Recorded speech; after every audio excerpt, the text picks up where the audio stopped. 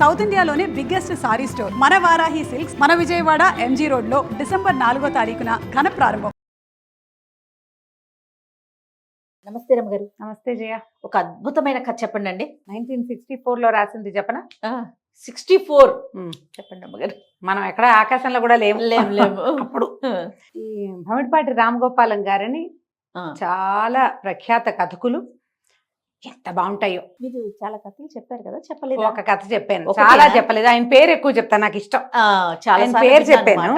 ఒక కథ మనం ఏం చెప్పాము, వెన్నెల నీడో ఏదో చెప్పినట్టు జ్ఞాపకం ఉంది నాకు. ఈ కథ నా ఫేవరెట్ కథలు, అత్యంత సరదా. ఎన్నిసార్లు చదివినా నాకు బాగుంటుంది. కొన్ని బాగుంటాయి, అవును, ఎందుకో ఎందుకో తెలీదు.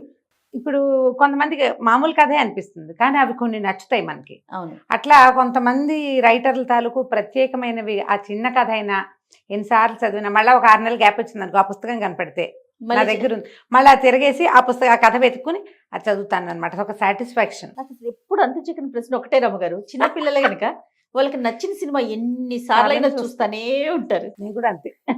మా బుడ్డది జాతి రత్నాలు చూస్తుంది రమ్మగారు. ఇప్పుడు ఒక 100+ చూసేసి ఉంటది. మళ్ళీ అదే నవ్వు, అదే ఎక్స్ప్రెషన్ చూసిన ప్రతిసారి. అట్లా మీరు అన్ని సార్లు ఎలా చదువుతారు? నేను కూడా కొన్ని సినిమాలు అలాగే చూస్తా. పాత సినిమాల పేర్లు చెప్పను, నేను ఓల్డ్ అనుకుంటారు మీరు. చెప్ప నువ్వు నాకు నచ్చావు 100 సార్లు చూసుంటా నేను. ఎన్ని సార్లు వచ్చినా కలేజా అలాగే చూస్తాను, అతడు అలాగే చూస్తా, జులాయి అలాగే చూస్తా. ఫ్రెష్ గా చూస్తున్నట్టే ఉంటుంది నాకు రమ్మగారు, నిజంగా. అదే నవ్వు, అదే సరదా. ఆ తర్వాత వచ్చే డైలాగ్ చెప్పుకుని కూడా సంతోషిస్తాను నేను. ఇంకా పాతకు చాలా సినిమాలు ఉన్నాయి నేను అలా ఎప్పటికప్పుడు చూసేవి. గుండమ్మ కథ, మిస్ అమ్మ, అప్పు చేసి పప్పుకూడు, అవన్నీ నేను అలాగే చూస్తాను. కన్యాశుల్కం బాగుంది, నేను అలాగే చూస్తా. పాతవి చెప్తే నేను ఓల్డ్ అనుకుంటారు, అందుకని కొత్తగా చెప్తాను. లేదు రమ్మగారు, మీరు యంగ్ అండ్ యూత్. నాకు కూడా కథలు కూడా కొన్ని కథలు చదువుతుంటే బాగుంటుంది. ఎన్నిసార్లు చదివిన సెక్రటరీ బాగుంటుంది, ఎద్దనపూడి సులోచనారాయణ గారిది. సరదాగా ఉంటుంది, బాగా సంతోషంగా ఉంటుంది. ఎన్నిసార్లు చదివినా కీర్తి కిరీటాలు ఎక్కడో కొంచెం నొప్పిగా కనిపిస్తుంది మనసులో, కానీ అదే చదువుతాను. నేను చెప్తుంటా కదా, మళ్ళీ కనపడితే మీనా అన్నిసార్లు చదువుతూనే ఉంటా. మీనా చెప్పేనా నేను మీకు? చెప్పినట్టు లేరు రమ్మగారు. మీనా కూడా చెప్దాం పట్టు అనుకున్నాం, కానీ చాలా సార్లు మీనా కూడా 2 భాగాలుగా చెప్పచ్చు. ఓ భాగంగా అయినా సరే మీనా ఇవాళే ప్రామిస్. Thank you. సెక్రటరీ కూడా చెప్పుకోవచ్చు. ఎంత చదివినా ఎన్నిసార్లు చదివినా అవి బాగుంటాయి. నీకు అలా చదివితే ఇంకా అసలు మల్లాది వెంకటకృష్ణమూర్తి గారిది అయితే చదువుకుంటూనే ఉంటాను నేను. సెక్రటరీ మూవీ కూడా ఉన్నట్లుంది కదండి. మూవీ కూడా. ఈ వంటొచ్చిన మొగాడు, ఈ కథ పేరు నేను చెప్పింది కరెక్టే, నువ్వు బాగా విన్నావు. భమిడిపాటి రామగోపాలం, భరాగో అనేవారు వారిని. భరాగో కథలు అని కనపడేది. ఇట్లు తమ విధేయుడు అనే పేరుతోటి ఒక బుక్ చేశారు, ఒక సంకలనం. ఈ నేను చెప్తున్న వంటొచ్చిన మొగాడు ఈ కథని 64లో రాశారు, 1964లో. ఆ కాలంలో కూడా చూడండి భలే డిఫరెంట్ గా ఉంటుంది. కాలేజీలో కథగానే కనపడుతుంది అది. అయితే ఈ భమిడిపాటి రామగోపాలం గారి కథల్లో చాలా ప్రత్యేకంగా కనపడేది ఏంటంటే, మీరందరూ ప్రజలు తెలుసుకోవాల్సింది, ఇది సాధారణ భాష. అలౌకికమైనవి ఏమిటో ఉండవు అక్కడ. వారి థీమ్స్ కానీ, వారి కథలు కానీ, వారు విశ్లేషించే మనస్తత్వాలు కానీ చాలా లోక సహజమైనవి, సామాన్యమైనవి. మన మధ్యలో మన జీవితాలే ఉంటాయి ఎక్కువగా. ఇవి కొంత ముందువారు కాబట్టి ఆ కాలపు చదువులు, ఆ కాలపు విద్యా వ్యవహారము, సంపాదనలు, ఉద్యోగాల కథలు కనపడతాయి తప్ప, ఈ కాలం అంటే ఇదంతా లక్షల్లో వ్యవహారాలు కదా, జీతాలు. అప్పుడంతా 100, 50, 20, 10, 25లో ఉంటుంది తప్ప ఒక్కటి కూడా సత్యదూరంగా ఉండే కథ ఒక్కటి కూడా లేదు. అలాంటి ఒక కథకులు మన ముందు కాలంలో ఉండటము ఒకరు కాదు, ఇలా చాలా మంది ఉన్నారు. అందులో వీరు కూడా మహానుభావులు. ఎంత బాగుంటాయో కథలు, ఎంత సంతోషంగా ఉంటుందో.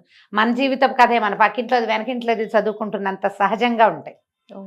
డిఫరెంట్గా ఉండటం, అద్భుతంగా ఉండటం కాదు, అది సహజంగా ఉండటం ఎంత బాగుంటాయో. కుదిరితే బుక్ ఫెయిర్ వస్తుంది డిసెంబర్లో. ఇట్లు తమ విధేయుడు సంకలనం దొరికితే, మీరు ఇప్పటి వరకు చదవకపోతే, ఇప్పటిదాకా ఎప్పుడు కొనుక్కోకపోతే ఆ పుస్తకం కొనుక్కోండి. Worth buying. అలాంటి పుస్తకం ఒకటి మన దగ్గర ఉండాల్సిందే, పుస్తక ప్రియుల దగ్గర. బాగుంటాయి కథలు. ఒకటి కూడా తీసి పక్కన పెట్టక్కర్లా. వంటొచ్చిన మొగాడు కథ చెప్తాను చూడు. ఒక ఆయన రామదాసు ఆయన పేరుగా అలా ఏం చెప్పరు. ఈయన ఒక పెళ్ళికి వెళ్తారు. పెళ్ళికి వెళ్తే ఆ పెళ్లిలో ఒక ఆవిడ కనపడుతుంది, ఒక అమ్మాయి. ఈయన కాలేజీలో జూనియర్. ఇంత ఇంత పిల్లలు ఉంటారు, పిల్లలు చూసి ముద్దొచ్చింది. ఆవిడ చిన్నప్పుడే ఆయనకు విసుగు, కాలేజీలో ఉన్నప్పుడు ఆవిడ మొహం ఈయన గిట్టేది కాదు, కానీ ఆవిడ పలకరించింది. మొహాలు కళ్ళు కలిసాక మనం పలకరించాలి కదా, బాగున్నారా అని పలకరించింది. మీరా ఎవరో అనుకున్నానంది. అమ్మో ఈవిడ పొగరు తగలేదు అనుకుంటాడు ఈయన. అయితే మీ ఫ్రెండ్ ఎలా ఉన్నారు, వంట వచ్చిన మొగాడు అని అడుగుతుంది. అడిగేసరికి ఈయనకి చాలా కష్టమేస్తుంది. ఎన్నేళ్ళైనా ఆ పేరు అదేనా అనిపిస్తుంది. ఆ వంట వచ్చిన మొగాడు గురించి ఆయన చెప్తారు, ఈ రామదాస్ అనే క్యారెక్టర్ నేను అనే రాస్తారు. తనకు ఆయన చెప్తున్నట్టుగా వెళ్తుంది. ఈ వంట వచ్చిన మొగాడు అన్న ఆయన ఫ్రెండ్ పేరు రామనాథం. వీళ్ళిద్దరూ కాకినాడలోనూ ఏదో ఒక కాలేజీలో చదువుకుంటే వీళ్ళు ఒక సత్రంలో అప్పట్లో ఏమిందంటే వేరే ఊళ్ళకి వెళ్ళి పిల్లలు చదువుకునేటప్పుడు ఈ హోటళ్ళు ఏవో ఉండేవి తక్కువ, అయ్యర్ హోటల్ అని ఉండేది, ఏవో మెస్సులు ఉండేవి విద్యార్థులు ఉన్న చోట, కానీ తక్కువ. లేకపోతే పూటకోళ్ళమ్మలు కూడా కొంతమంది ఉండేవాళ్ళు. సత్రాల్లో అక్కడ భోజనం పెట్టే ఏర్పాటు ఉండేది. మనమే వండేసుకుందాం అన్నట్టు ఆయన ఫస్ట్. ఈయన గుండెల్లో రాయబడింది అయ్యి బాబోయ్ అని. కానీ అసలు ఆ 4 ఏళ్ల పాటు అక్కడ చదువుకున్న 4 సంవత్సరాలు ఇంటికి వెళ్తే రామనాథం వంటలేక ఏడుపు వచ్చేది ఈయనకి. అంత ఎక్సలెంట్గా వంట చేసేవాడు అతను, ఆ రామనాథం అన్న ఆయన ఎక్కడి నుంచో ఒక కల్వం నూరేది, అదేమిటి సిల్బట్ట అంటాం కదా మనం, ఏమంటారు మన ఊళ్ళలో ఇలా ఇలా నూరేది, సన్నికలు మనం తక్కువ వాడతాం, చెన్నైలో అదే వాడతారు. కానీ సన్నికలు మన ప్రాంతాల్లో ఉన్నాయి. అక్కడి నుంచి ఓ రోలు, ఒక పచ్చడి బండ అవన్నీ ఉండేవి. రోజు చకచకా వంట చేసేవాడు, హాయిగా తినేసి వెళ్ళిపోయేవాళ్ళు. రాత్రి ఇంటికి వచ్చి వండుకునేవాళ్ళు. ఎప్పుడూ ఎక్కడి నుంచి కొనుక్కుని తిన్న దాఖలాలు లేవు. ఏనాడైనా రామనాథం పొద్దున్నే క్లాస్ ఉందని ఆయన ముందెళ్ళిపోతే అయ్యర్ హోటల్లో ఇడ్లీకి చట్నీ తినలేక ఏడుపు వచ్చేది ఈ రామదాస్ గారికి. ఆయన వంట అంత బాగుండేది, అద్భుతంగా. ఆదివారాలు కూడా బయటకు వెళ్ళనిచ్చేవాడు కదా, మనం ఇది కుకింగ్ ఎక్స్పెరిమెంట్ చేసుకుందామని స్లోగా రుచిగా ఉండి స్లోగా అయ్యే వంటని పెట్టుకునేవాళ్ళు. ఆదివారం నూరేవి, దంచేవి, పులుసులు, పప్పులు, పెరుగు పచ్చళ్ళు, తిరగమాతలు, రోటి పచ్చళ్ళు, నిలవ పచ్చళ్ళు, తాత్కాలిక పచ్చళ్ళు, ఎన్ని రకాలు ఎడం చేత్తో పెట్టేసేవాడు అతను. ఆయనకి వంట సరదా, అత్యంత రుచికరంగా కుదురుతుంది. పొదపడితనం కూడా, బయటకు వెళ్తే ఖర్చు, ఇక్కడే చేసుకుంటే అవును కదా. అయితే ఈయన వంట సంగతి ఎలా బయటకు వచ్చింది, వీళ్ళిద్దరే వండుకుని తినేవాళ్ళు. ఆ ఆదివారం నాడు ఎవడైనా క్లాస్మేట్ వచ్చాడో సత్రానికి వీళ్ళని కలవడానికి, వాడి పంట పండిందే, వాడి జీవితంలో ఎరగని రుచికరమైంది తినేవాడు ఆ రోజు. ఆయన అంత బాగుండేది వంట. అయితే ఏమైంది, ప్రొఫెసర్ గారు ఒక ఆయన దగ్గర స్కాలర్షిప్లు ఉంటాయి, యూనివర్సిటీస్లో అట్లా ఉంటాయి కదా, స్కాలర్షిప్ అడగడానికి ఈ రామనాథం ప్రొఫెసర్ గారింటికి వెళ్ళాడు. వెళ్ళేసరికి ఆయన బయట నుంచున్నాడు గావంస కట్టుకుని. ఎవరే వచ్చావా, సరే నువ్వు ఏ క్లాసు, అదే ఈ స్టూడెంట్వే కదా, ఎవరైనా ఒక వంట బ్రాహ్మణ్ణి పిలుచుకురా, మా నాన్నగారు ఆబ్దికం, ఇంటి ఆవిడ బయట చేరింది, సహాయానికి వస్తానన్న ఆవిడకి మైలు వచ్చింది అనగానే మనవాడు అడిగాడు అనమాట ఈ రామనాథం గారు, ఎంతమంది, 25-30 మంది ఉంటారా అంటే, 30 మంది, 30 విస్తారులు వేస్తా అంటే 30 అయితే నేనే చేస్తానండి అని చెప్తే, నువ్వా బొట్టికాయవి నిండా 20 ఏళ్ళు నువ్వేం చేస్తావురా అన్నట్టు. ఆయన ఏం కాదండి అని పిలిచాడు. వెళ్ళాడు, లోపలికి వెళ్ళి స్నానం చేసాడు, చట్టుకుని వంటలోకి దిగిపోయాడు. మధ్యాహ్నమైన రామనాథన్ రాలేదేమిటని ఈ రామదాస్ గారు అక్కడికి పోయారు వాళ్ళ ఇంటికి. వెళ్తే ఆఖరివాయి గారెలు వేస్తూ కనపడ్డాడు. నేను ఆ రోజు అక్కడే భోజనం చేశాను. ఆ ప్రొఫెసర్ గారు చిలవలు పలవలుగా అందరికీ చెప్పాడు. ఇది ఒక పాయింట్. తర్వాత వీళ్ళందరూ కలిసి ఎక్కడికో వెళ్ళారు, ఉప్పాడ మన వనభోజనానికి. కార్తీక మాసంలో వెళ్తారుగా, సముద్ర స్నానము వనభోజనానికి బస్సులు వేసుకుని పోయారు. తీరా ఏమైంది, అక్కడ ఎక్కడో ఆ వంట ఆయనకి పాము గరిచింది. ఇంతమంది వెళ్ళేటప్పుడు ఏం చేసేవాళ్ళు అప్పట్లో, మనం కూడా వనభోజనాలకి అట్లాగే చేస్తాం కదా, సామాన్లన్నీ మోసుకుని గిన్నె దొన్నె పట్టుకెళ్తే ఆడ పొయ్యి వెలిగించుకుని వండేవాళ్ళు. వంట ఆయనకి అసిస్టెంట్ని వంట చేయమంటే, నేను ఒట్టి అసిస్టెంట్ని అంతే, నాకు రాదన్నాడు. ఏం చేయాలి, ఇంతమంది తీసుకెళ్ళిన లెక్చరర్లు ఇద్దరు నెత్తిమీ చేతులు పెట్టుకుని కూర్చున్నారు, ఏం చేయటం, ఈ పిల్ల పెద్దవాళ్ళందరికీ భోజనం ఎట్లా అవును అనేసరికల్లా ఏం పర్వాలేదని మన రామనాథం గారు రంగంలోకి దిగి పొయ్యి వెలిగించి, అన్ని సామాన్లునేగా, అసిస్టెంట్ ఎటాగా ఉన్నాడని ముందు ఉప్మా చేసి అందరికీ వీళ్ళందరి మహాన పడేసి, మధ్యాహ్నం నలభీమ పాకం సైజులు టైపులో వంట చేసాడు ఆయన. అందరు వంట వచ్చిన మొగాడికి జై అన్నట్ట భోజనాల్లో. మరి ఇది వంట వచ్చింది చేసేసాడు. ఇక ప్రచారం అయిపోయింది కాలేజీ అంతా. ఆ సమయంలోనే ఈ కళ అనే ఆవిడ ఈయన పలకరించిందిగా పెళ్లిలో, ఆవిడ కాలేజీలోకే కళ వచ్చింది. అమ్మాయి మహాసౌందర్యవతి, పిచ్చ అల్లరి. ఇక జనాలు అమ్మాయి బాబు చూడలేకుండా ఉండలేకపోయేవారు, చూస్తే కష్టం, ఏం చేస్తుందో తాటాకులు కట్టేసేది, అల్లరిది బాగా. అయితే ఆవిడేం చేసింది, ఈ అపూర్వ శక్తుల పేరుతో ఒక వ్యాసం రాసింది ఆ సంవత్సరం సావనీర్లో. ఏటా పుస్తకాలు వేస్తారు కాలేజీ వాళ్ళు, దాన్ని ఏమిటో అంటారు, కాలేజ్ మ్యాగజైన్ వేస్తారు. మ్యాగజైన్లో అపూర్వ శక్తులు, వంట వచ్చిన మగవాళ్ళకి వంట రావటం ఎంత గొప్ప విషయం, నేను ప్రత్యక్షంగా చూడలేకపోయాను, నేను చాలా మిస్ అయ్యాను అని రాసింది. తెలుగు లెక్చరర్ గారు దీనికి ఇదనమాట. ఈ ప్రోగ్రామ్ అంతా ఆయన చూస్తారు. ఆయన ఇది గమనించి ఈ అమ్మాయి ఇతని గురించే రాసిందని అతను పిలిచి, ఏమో నీకు అభ్యంతరమా, నీ పేరు కూడా రాశారంటే, ఏం పర్వాలేదండి అన్నాడు. అప్పుడు ఆయన చర్చించి అందులో ఆ అమ్మాయి రాసిందే కాకుండా ఈ ఆడవాళ్లే వంట చేయాలి, మగవాళ్ళు వంట చేయకూడదు, మగవాళ్ళు వంట చేస్తే అదేదో అపూర్వ శక్తిగా అనుకోకూడదు, పూర్వం నలభీమ పాకం అన్నారు కానీ అరుంధతి పాకం, సీతాపాకం అని ఎప్పుడూ రాయలేదు, వంట ఎవరైనా చేయొచ్చు అని ఆయన ఏదో చర్చిస్తూ రాశారు. ఇతను ఇంకా ఫేమస్ అయిపోయాడు. ఒకనాడు ఏమైందిట, వీళ్ళిద్దరూ నడిచి వెళ్తున్నారు, రామనాథం గారు, రామదాస్ గారు, ఇద్దరు కుర్రాళ్ళు అప్పటికి. నడిచి వెళ్తుంటే ఈ అమ్మాయి ఒక ఇంటి ముందు నిలబడి ఉంచుంది. ఈ కళ, ఏమంటే ఒక చిన్న సహాయం చేయాలి, మా వాళ్ళంతా ఊరెళ్ళారు, నేను ఒకదాన్ని ఉన్నాను, 2 రోజుల నుంచి ఎలాగోలా వండేసుకుంటున్నాను, పొయ్యి మీద బియ్యం పెట్టాను, ఈ లోపల నాకు ఇబ్బంది వచ్చిందండి, ఇవన్నీ ముట్టుకోకూడదు కదా, కొంచెం సహాయం చేస్తారా అంటే ఇతను అన్నాడు, వద్దు వద్దని నేను అన్నా కూడా ఈ రామనాథం వినలేదు. లోపలికి వెళ్తే కుంపటి మీద అన్నం, పొయ్యి మీద ఏమో కలపల్లాడుతోంది, అన్నం చూడగానే చటుక్కుని అయిపోయింది, బొళ్ళంత ఎక్కువ పోసారండి అన్నాడు. దించేశాడు. ఇకనేమి మనం దించేసావుగా, హోటల్కి వెళ్ళి ఏదో కూర నారో పంపిద్దాము, మసివాడికి చెప్తే ఇస్తాడంటే ఒప్పుకోలేదు అతను. ఎందుకు కూరలు గీరలు అన్నీ రెడీగా ఉన్నాయి, వండేస్తే 5 నిమిషాల్లో సరిపోతుంది. అతన్ని కుంపటి పొయ్యి అట్లా ఆకర్షించేస్తాయి. అదేలేండి, వస్తూ ఉంటే వేస్ట్ చేయ బుద్ధి కాదు ఆయనకి. నేను వండేసి ఇక్కడ పడేసి వస్తాను లేవంటే, చావు నీ చావు నువ్వు చావమని ఈయన వచ్చేసాడు. ఈయన కొళ్ళు మండిపోయింది. రెండో కుర్రాడికి నచ్చలా. ఆ అమ్మాయి వరకు దానికి వంట మనం ఎందుకు చేయాలి, దాని ఫ్రెండ్స్ ఎవరో వస్తే వస్తారు, లేకపోతే పోతే పోయింది వాళ్ళ కూర. హోటల్కి వెళ్ళి కూర పంపిస్తే, పప్పు సాంబార్ పంపిస్తే సరిపోతుందిగా. అయినా కూడా ఈయన ఒప్పుకోలే. తీరా ఈ వంట అంతా అయ్యాక మధ్యాహ్నం వచ్చాడు రామనాథం గారు. ఏమిటిట, ఈయన మొత్తం వంట అంతా చేసి పెట్టాక ఈయన బయటకు వస్తుంటే వెనకాల నుంచి నవ్వులు వినపడ్డాయి. 5-6 అమ్మాయిలు పక్క ఇళ్ల కిటికీల దగ్గర నిలబడి ఇతను ఎట్లా వంట చేస్తున్నాడో చూస్తున్నారు. నువ్వే గెలిచావని, పందెం గెలిచిందని ఈ కళని అభినందిస్తున్నారు. రామనాథంతో వంట చేయించడం పందెం. ఇక దాంతో ఈయన పిచ్చి కోపం వచ్చేసింది. వాళ్ళు ఇలా చేశారో అని చెప్పేసరికి ర్యాగింగ్ ఆ రోజు 64లో, ఏనాటి కాలం అది, అదే కదా, ఇప్పుడు ఇది ఏడిపించటమే కదా. ఈ కాలేజీల్లో కూడా అలాగే ఒక రకంగా నడుస్తూ ఉండేది. తర్వాత కాలంలో డిగ్రీలు అయిపోయినాయి, ఎవరి దారిని వాళ్ళు అయ్యాం. నాకు ఇక్కడ ఉద్యోగం వచ్చింది, రామనాథం ఎక్కడున్నాడో.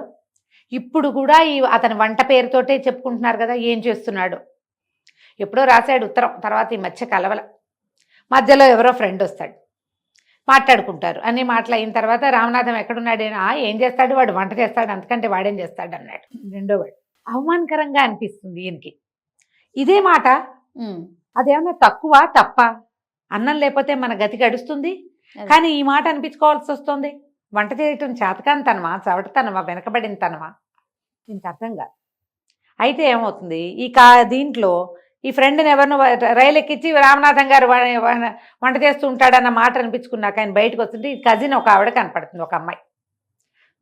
మా చుట్టాలు ఎవరినో రైలు ఎక్కించడానికి వచ్చాను అని చెప్పి, వీళ్ళ కజిన్స్ ఏదో పిన్నికి తోడుకోవడాలి పిల్లలో ఏదో వాళ్ళ ఇంటికి వెళ్తే ఈ అమ్మాయికి ఆ కనపడిన ఆవిడ పేరు రమాదేవి. 29-30 వచ్చినాయి, పెళ్ళి అవ్వాల, లేదా 27-28 ఏళ్ళు.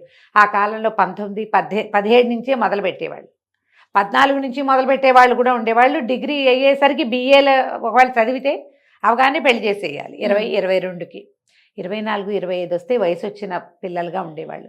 30 వస్తే వృద్ధ మహిళే. అది ఇంకా ఆ కాలం లేదు కదా అప్పట్లో, అంత వయసు వచ్చేదాకా ఉంచుకునేవాళ్ళు కాదు, ముదిరిపోయేది పెళ్లి కూతురు అనుకునేవాళ్ళు. సరే వాళ్ళ ఇంటికి వెళ్తే వాళ్ళ అన్నయ్య ఇంత వయసు వచ్చిన పిల్లకి పెళ్లి కావట్లేదని వాళ్ళ అన్నయ్య దిగులు పడుతుంటాడు. ఇంతలో పేపర్లో ఒక ప్రకటన కనపడుతుంది, చక్కగా వండి పెట్టే పెళ్లి కూతురు కావాలని ఉంటుంది ప్రకటన. అందులో వంట చేయాలి, ఎవరైనా సరే, కులం కూడా నో బార్, వంట బాగా వస్తే చేసుకుంటాను అని ఈ ప్రకటన ట్రై చేయమంటాడు వాళ్ళ అన్నయ్య. అనేసరికి ఆ రమాదేవి అంటుంది, వాళ్ళు ఎవరో మనం ఏం మెప్పిస్తామంటే, అదేమిటండి మీరు రైలు ఎక్కించిన చుట్టాలు మీ వంట మెచ్చుకుంటూ వెళ్ళాడు కదా, మీరు బాగానే చేయగలరు, పర్వాలేదు, కాగితం పెట్టండి అని చెప్పాడు. ఈవిడ కాగితం పెట్టింది. ఒకరోజు ఈయన ఇంట్లోనే ఉన్నాడు రామదాస్ గారు, భార్య పురిటికెళ్ళిందో ఏదో, సడన్గా రామనాథం గారు ఆయన ఫ్రెండ్ దిగుతాడు. దిగేసరికి ఆశ్చర్యపోతాడు, ఏమిటో ఇలా వచ్చావు, ఎక్కడున్నావు ఏమిటంటే, ఢిల్లీ అశోక హోటల్లో వెజిటేరియన్ వింగ్కి హెడ్గా ఉన్నాడు ఈయన. ఢిల్లీ అశోక హోటల్ అంటే అప్పట్లో గవర్నమెంట్ ఆఫ్ ఇండియా అక్కడికి ఎవరైనా సరే అతిథులు వస్తే వాళ్ళ భోజనం అశోకాలోనే. అవును, రాష్ట్రపతి భవన్కి భోజనం సప్లై చేసేది కూడా అశోకా నుంచే. అంత ప్రెస్టీజియస్ హోటల్లో ఆ వింగ్కి ఉన్నాడు.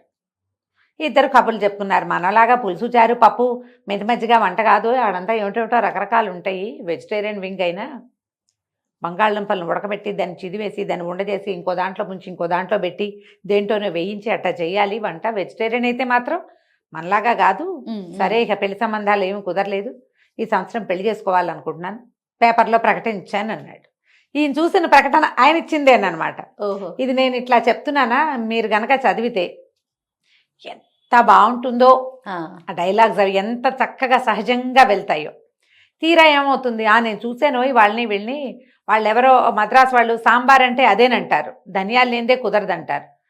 పులుసులోకి ధనియాలు ఎందుకు అసలు అక్కర్లేదు, కొత్తిమీర వేసుకుంటే సరిపోతుంది. ప్రాంతాల వారి మార్పులు. సాంబార్ పొడి లేకపోతే ఎందుకు మనం పులిహార చేసామా, పులిహార పొడి ఎందుకు వేయలేదు అని 100 మంది అయినా అడిగారు జయ. మనం పులిహార పొడే వేసుకోము, పులిహారకి పొడే లేదు. ఆ పొడి వేసిన పులిహార ఘాటుగా ఉండి కడుపు నిండదు, కడుపులో మంట పెడుతుంది. మిరియాలు అవన్నీ వేసుకుంటారు. మనలాగా ఇంత పులిహార తిని ఈ పూట తిని రేపొద్దును కూడా టిఫిన్కి పులిహార వాడుకునే విధానం ఉండదు అక్కడ. ఇంతే తింటారు చిత్రాన్ని. అంటే ప్రసాదం లాగా తీసుకుంటే ఓకే రమ్మగారు, మనం అలా తినం కదా, అదే మనకి మెయిన్ ఫుడ్. ఆదివారాలు ఓన్లీ పులిహారే చేసుకుని పులిహార పెరుగన్నంతో ముగించేస్తాం. ప్రయాణాల్లో పులిహార చేసుకుని పొడేస్తే మనకు కుదరదు. ప్రాంతాల వారి మార్పులు ఉంటాయి. ఏ ప్రాంతానికి ఆ ప్రాంతం డిఫరెన్స్ ఉంటుంది. ఈ ఇన్ని ప్రాంతాలు చూసానే, ఇక్కడ కూడా 2 ఇంటర్వ్యూలు ఉన్నాయి. వాళ్ళిద్దరిని చూశాక డిసైడ్ చేస్తానన్నాడు. తీరా ఏమవుతుంది, ఈ మాట్లాడుతుంటే ఆ రమాదేవి గారు లోపలికి వస్తుంది. ఆ రమాదేవి, ఇప్పుడు రమాదేవి గారు ఇలా మా బంధువులు అని చెప్పాడు.